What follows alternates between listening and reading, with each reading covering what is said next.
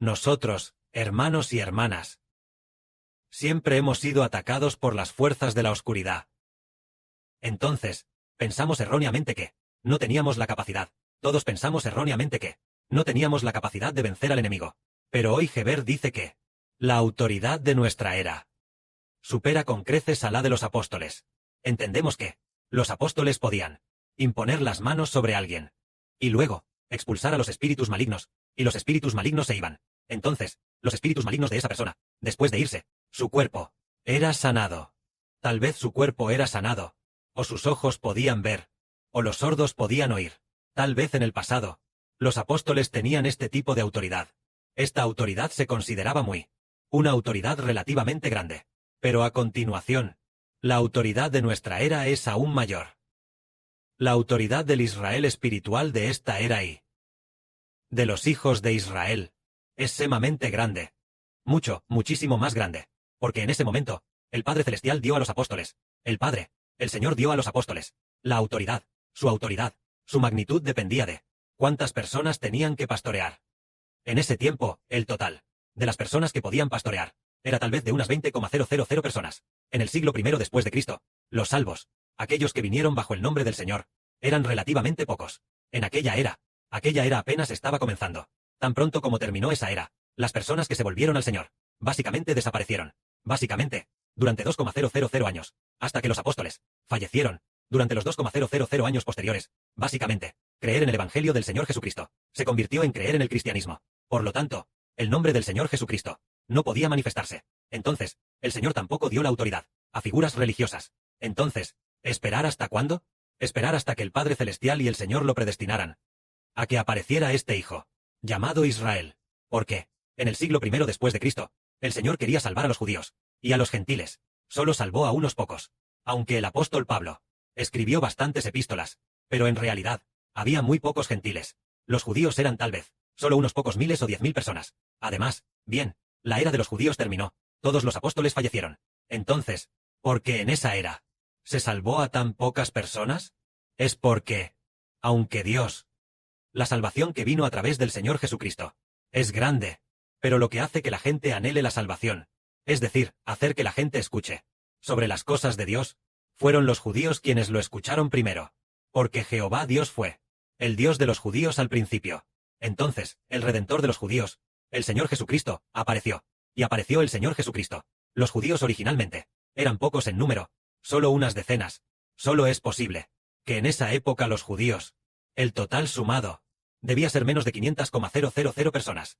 De esas menos de 500,000 personas, dentro de ellas, los salvados, eran relativamente pocos. Sumados, incluso 20,000 personas se consideraría una sobreestimación de un poco. Después de eso, ¿por qué los gentiles, que el apóstol Pablo ganó, fueron tan pocos? Fue porque en ese tiempo había muy pocas personas que conocían al Padre Celestial. Los gentiles que conocían a Dios eran muy pocos, y mucho menos al enviado por Dios, el Redentor, eran aún mucho menos. Pero los judíos, desde Abraham todo el camino, hasta Moisés, hasta los profetas hasta David, hasta Juan el Bautista, hasta el Señor Jesucristo, ellos habían acumulado más de 1,000 años de este misterio de conocer a Dios. Sobre el camino de conocer a Dios, pasaron por más de 1,000 años de acumulación. Por lo tanto, también tenían las escrituras, las profecías sobre Dios. Difundieron que el Redentor vendría, difundiéndolo por varios siglos. Al principio todos lo difundieron. Y entonces, cuando vino el Redentor, pudieron anhelar la venida del Redentor, es decir, los judíos. Los gentiles ni siquiera sabían quién era Dios. Mucho menos sabrían de Jesús, el Redentor. Entonces, de esta manera, los judíos tenían tal vez unas 10.000 personas, una o dos decenas de miles, unas 10.000 personas, mientras que los gentiles tal vez tenían solo unos cientos de personas, a lo sumo unas 1.000 personas, como máximo. Siendo así, en esa época, la autoridad dada por el Padre Celestial y el Señor a los apóstoles de esa época era pequeña, porque las personas a salvar eran pocas. Pero aunque era pequeña, ellos fueron los primeros en ser salvados. Los apóstoles fueron los primeros en dar testimonio del Señor Cristo. Por lo tanto, se convirtieron en los 12 cimientos del reino de los cielos. Aunque eran pocos, fueron los primeros en caminar por el camino preparado por Jehová Dios, llevando a la humanidad a seguir al Señor. El primer grupo de personas fueron ellos. Pero nosotros, por supuesto, no somos el primer grupo, sino el último grupo. Pero en esta época, las personas a salvar, ¿cuántas son? 1/3 de la humanidad. En esta época, será tal vez de hasta unos 2.5 mil millones. Alrededor de 2.5 o 2.6 mil millones de personas. Con tanta gente, la autoridad que el Padre concederá será aún mayor. Tal como el hermano Heber acaba de decir, tan pronto como aparece el sol, toda la oscuridad se desvanece. Por eso hoy Heber dijo, en el pasado, rara vez oímos, que los apóstoles soñaran que mataban serpientes. Muy pocas veces.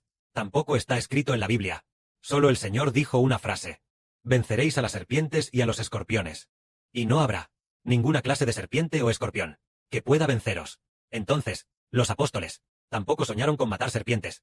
¿Soñaron acaso con matar un dragón? No. Pero los hermanos y hermanas han oído hablar de que el hermano Heber mató a un gran dragón y ha matado muchas serpientes, entre ellas una gran serpiente, del tamaño de un gran cubo de agua, no de un cubo pequeño. Un gran cubo de agua es una serpiente que podría ser así de grande, más grande que el cuerpo del hermano Heber, una gran serpiente. El hermano Heber la cortó con un cuchillo. Además, en una ocasión, esa serpiente no era tan grande, voló desde el cielo para atacar a Heber, y el hermano Heber la atrapó. Un grupo de hermanos ayudó. El hermano Heber le sujetó la cabeza, y Heber, con los dientes, le mordió y le partió el cuerpo. De un tirón murió. Este fue el sueño que Heber recibió de Wensen.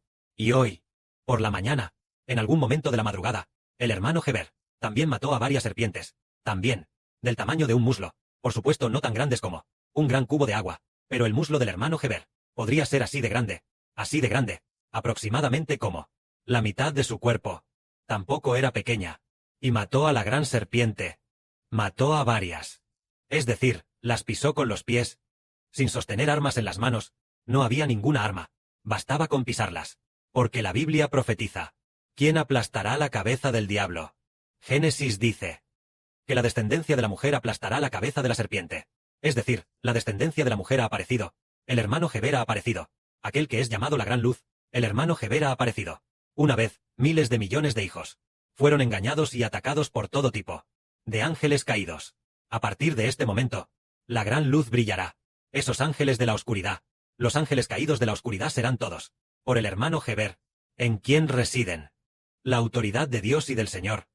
Este hijo que ha recibido la autoridad de Dios y del Señor, este hijo, posee el nombre de Dios y del Señor. Desde la antigüedad, los apóstoles, ningún apóstol dijo jamás, este apóstol es llamado el Dios Todopoderoso, o aquel apóstol es llamado Rey de Reyes y Señor de Señores, nunca ocurrió. Pero Heber dijo desde el principio que el Espíritu del Padre está dentro de Heber. El Padre dijo, Jehová Dios es tu Padre. El Espíritu del Señor también está.